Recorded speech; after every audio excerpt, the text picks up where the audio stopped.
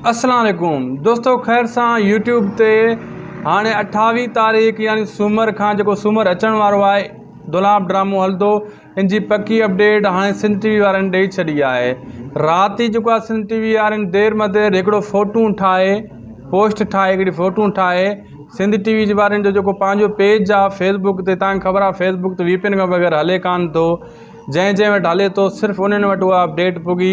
ऐं देर मदेर असांखे बि ख़बर पई, मां उदासी टीवी ते बि अपडेट ॾेई छॾी हुई शाम जो 5 बजे। छाजे करे अॻे न पोइना जेको आहे अपडेट ॾियण में थोरो थी वेंदो आहे, शूट करणी पवंदी आहे, एडिट करिणो पवंदो आहे। अहिड़े हिसाब सां वरी जेको आहे हाणे दोस्तो मां तव्हांखे सभिनी खे ख़बर न हूंदी, छाजे करे सभई दोस्त उहा पोस्ट सभिनी न ॾिठी हूंदी। तव्हां त यूट्यूब ते सर्च करे रहिया हूंदव, उहा आई आहे फेसबुक ते सिंध टीवी वारनि जे तरफ़ां अपडेट।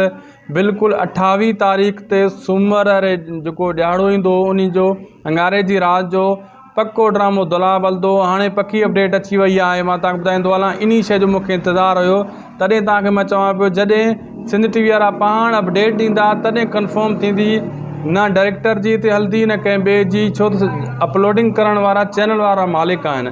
हाणे उन्हनि कंफर्म अपडेट ॾेई छॾी आहे। हाणे तव्हां दिलिजाए कयो, इंशाअल्लाह 28 अक्टूबर ते ड्रामो पको हलंदो। मां तव्हांखे गारंटी ॾियां थो, हाणे मूंखे पक आहे, न त पहिरियों पक न हुई, तॾहिं मां बार बार तव्हांखे चवां पियो ड्रामे जी यार पक न आहे, मुश्किल आहे मुश्किल आहे।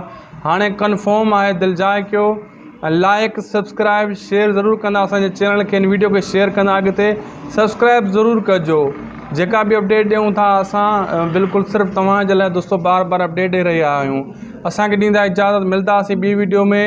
ख़ुशि हुजो, आबाद हुजो, अल्लाह हाफ़िज़।